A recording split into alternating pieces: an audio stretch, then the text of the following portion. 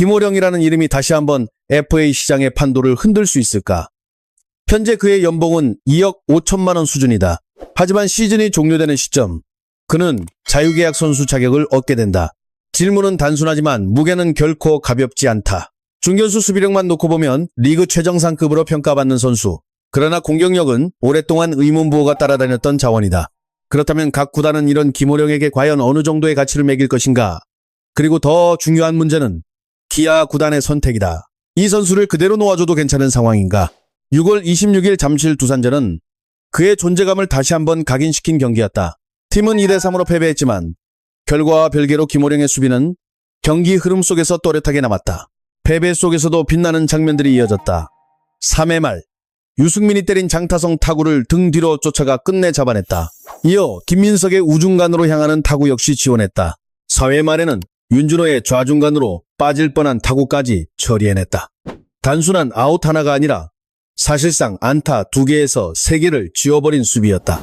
팬들이 그를 두고 호령전이라 부르는 이유가 바로 여기에 있다. 김호령은 원래부터 이런 유형의 선수였다. 1992년생, 2015년 기아 2차 10라운드 전체백이 순위로 프로무대에 입성했다. 낮은 순번의 지명에도 불구하고 데뷔 초기부터 중견수 수비만큼은 즉시 1군 수준이라는 평가를 받았다. 빠른 발, 정확한 타구 판단, 순간적인 스타트, 그리고 안정적인 포구까지 중견수에게 요구되는 요소를 두루 갖춘 선수였다. 그의 수비 능력은 리그 상위권으로 꾸준히 평가되어 왔고 누적 수비 지표에서도 2015년부터 2024년까지 중견수 상위권 그룹의 이름을 올려왔다. 단순한 체감이 아니라 데이터로도 증명되는 수비력이다. 올 시즌 기록을 보면 그 가치가 더욱 명확해진다. 6월 26일 기준으로 중견수로 74경기에 출전했고 그중 72경기를 선발로 소화했다. 수비 이닝은 623과 2분의 이닝에 달한다. 실책은 단 1개, 보살은 7개를 기록했다. 보살은 외야 송구로 주자를 잡아낸 장면을 의미한다. 같은 시점 다른 중견수들과 비교해보면 차이는 더 분명해진다. 박혜민은 586과 2분의 이닝 동안 실책과 보살 기록에서 차이를 보였고 정수빈은 592와 이닝 동안 실책 10개와 보살 2개를 기록했다. 최지훈은 612와 2분의 이닝에서 실책 3개와 보살 3개였다. 수비 이닝과 송구 결과를 종합하면 김호령은 단순한 이름값이 아닌 실제로 리그 최상위권 중견수라는 평가를 받을 수밖에 없다. 하지만 FA 가치가 새롭게 주목받는 이유는 올해 타격 변화 때문이다. 그는 75경기에서 타율 2할 8푼 1리, 10홈런, 40타점, 44득점을 기록하고 있다. 도루는 8개다. 출루율은 3할 2푼 8리, 장타율은 4할 4푼 9리이며 OPS는 7할 7푼 7리다. 이 정도 수비를 유지하면서 OPS가 7할 후반대까지 올라온다면 이야기는 완전히 달라진다. 단순한 수비 특화 선수가 아니라 공격에서 큰 손실 없이 라인업에 들어갈 수 있는 주전 자원이 되기 때문이다. 특히 장타 생산 능력의 변화가 눈에 띈다. 2025년 그는 타율 2할 8푼 3리, 6홈런, 장타율 4할 3푼 4리를 기록했다. 그러나 2026년 들어 이미 10홈런을 기록하며 확연한 변화를 보여주고 있다. 단순한 컨택 개선이 아니라 타구에 힘이 실리기 시작한 흐름이다. 순수 장타율, 즉 안타 중 장타 비중을 의미하는 지표에서도 올해는 2할 6푼 7리 수준까지 올라왔다. 과거에는 전형적인 수비 보완형 선수였다면 현재는 하위 타선에서 한 방을 기대할 수 있는 중견수로 변모한 것이다. 득점권 상황에서도 김호령의 성적은 시즌 전체 타율보다 낮은 구간에 머물러 있다. 2할 4푼 7리 수준이다. 좌완 투수를 상대로는 전혀 다른 얼굴을 보여준다. 3할 4푼 8리까지 올라가며 강점을 드러낸다. 그러나 우완 상대에서는 2할 3푼 1리로 떨어진다. 이 데이터가 의미하는 바는 분명하다.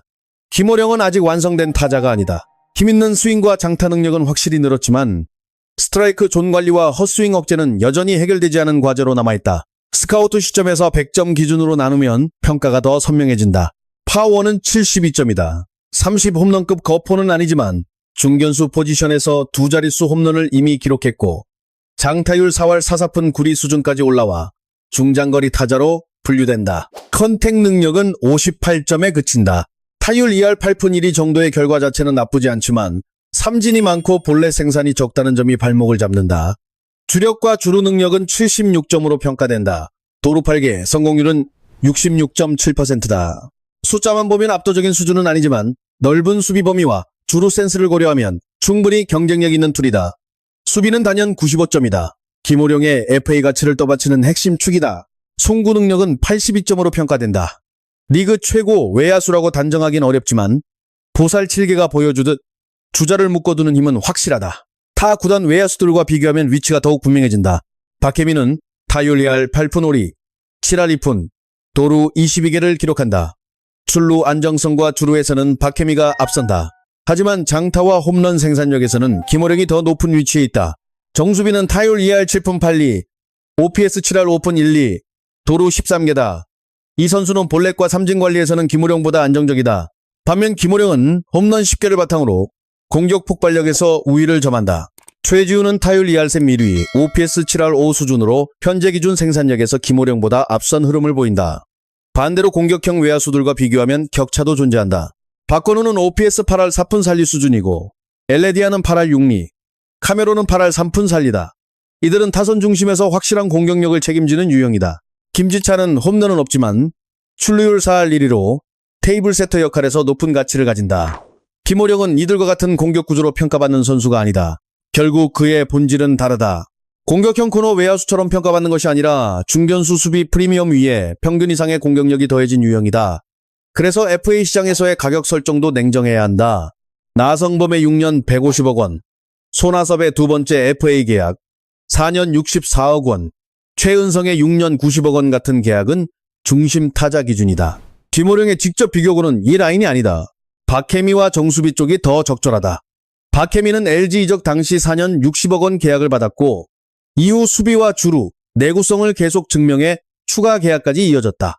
정수비는 부산과 6년 56억 원 계약을 체결했던 대표적인 수비형 중견수 FA 사례다. 두 선수 모두 단순 공격력보다 안정성과 활용도에서 가치를 인정받았다. 그 기준에서 본다면 김호령의 현실적인 기준선은 분명해진다. 기본 시나리오는 3년 30억 원 전후다. 보장 금액을 약 25억 원으로 두고 옵션을 더하면 30억 원대 중반까지도 가능하다. 만약 시즌 끝까지 타율이 알 8푼 안팎, 15홈런 이상, OPS 7할 5 이상을 유지한다면 이야기는 달라진다.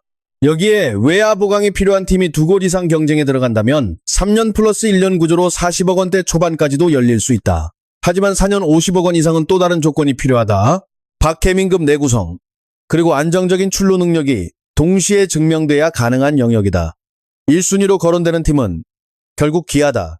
기아는 김호령의 가치를 누구보다 정확히 알고 있는 구단이다. 몇 점을 실점으로 막아내는지, 타격이 흔들리는 구간에서도 어느 정도까지 버틸 수 있는지 이미 충분히 확인해왔다. 더 나아가 라커룸에서의 태도와 훈련 방식까지 세밀하게 파악하고 있는 팀이다. 특히 베테랑 중심 타선, 예를 들어 나성범 같은 타자들이 존재하는 구조에서는 중견수 수비 안정감이 투수진 전체를 지탱하는 핵심 장치가 된다. 그래서 기아가 내부 FA로 그를 붙잡는 선택을 한다면 시장 최고액보다 약간 낮은 금액이라도 계약 구조를 훨씬 유연하게 설계할 수 있다는 장점이 있다. 외부 구단 중에서는 몇몇 팀이 후보로 거론된다. 그중 하나는 최근 몇 시즌 동안 전력 보강에 적극적으로 나섰던 구단으로 수비 안정이 필요한 시점이 오면 중견수 FA 시장에 관심을 가질 가능성이 있다. 롯데 역시 가능성이 존재한다. 외야의 기동력을 갖춘 자원은 있지만 시즌 전체를 책임질 수 있는 확실한 중견수 수비 리더가 부족하다는 판단이 나오면 김호령은 충분히 매력적인 카드가 된다. KT 또한 배정대의 공격 부진이 지속된다면 수비형 중견수 보강을 검토할 수 있는 상황이다. 반면 SSG는 최지훈, LG는 박혜민, 부산은 정수빈과 젊은 외야 자원들, 삼성은 김지창을 비롯한 다양한 외야 옵션이 있어 우선순위는 상대적으로 낮은 편이다. 가장 큰 변수는 보상 규정이다. 김호령의 현재 연봉은 2억 5천만 원이다. FA 등급과 보상 구조가 어떻게 확정되느냐에 따라 외부 구단의 접근 가능성은 크게 달라진다. 보상 부담이 크다면 34세 시즌을 앞둔 중견수에게 쉽게 투자하기 어렵다. 반대로 보상 규정이 완화되거나 기아와 협상이 길어질 경우 수비 보강이 필요한 팀들은 충분히 계산기를 두드릴 수 있다. 그는 늘 애증의 선수였다. 수비는 확실하지만 공격 때문에 완전한 주전으로 인정받지 못했다. 팬들 사이에서도 대수비 카드로는 최고지만 매일 선발로 쓰기에는 타격이 아쉽다는 평가가 이어져 왔다. 그러나 2025년부터 흐름이 달라졌고 2026년에는 그 변화가 FA 직전이라는 가장 중요한 시점에서 폭발하고 있다. FA 직전 시즌의 반등은 우연이 아니라 시장이 가장 민감하게 반응하는 신호다. 구단들은 감정이 아니라 숫자를 본다. 그리고 숫자보다 중요한 것은 대체 가능성이다. 김호령의 대체 가능성은 낮은 편이다. 30홈런 타자는 시장에 존재한다. 타율 2할 8푼 수준의 타자도 찾을 수 있다. 하지만 중견수로 600이닝 이상을 소화하면서 실책 1개, 보살 7개를 기록하는 선수는 흔하지 않다. 그래서 그의 FA는 단순한 수비형 외야수의 가격 문제가 아니다. 수비로 경기 흐름을 바꾸는 선수가 공격까지 평균 이상을 해낼 때 그 가치는 얼마인가라는 질문이다. 물론 결론은 아직 정해지지 않았다. 남은 시즌에서 삼진이 더 늘고 홈런 페이스가 꺾이며 출루율이 떨어진다면 계약 규모는 빠르게 하향 조정될 수 있다. 반대로 지금의 장타 생산력과 중견수 수비를 끝까지 유지한다면 상황은 달라진다. 기아는 반드시 잡아야 할 이유가 커지고 외부 구단은 영입을 시도할 명분을 갖게 된다. 김호령에게 2026년은 커리어에서 가장 중요한 갈림길이다. 마지막 대형 계약의 문을 여는 해이자 자신이 단순한 수비 카드가 아님을 증명하는 시즌이다. 그의 야구는 화려한 스타의 길과는 거리가 있다.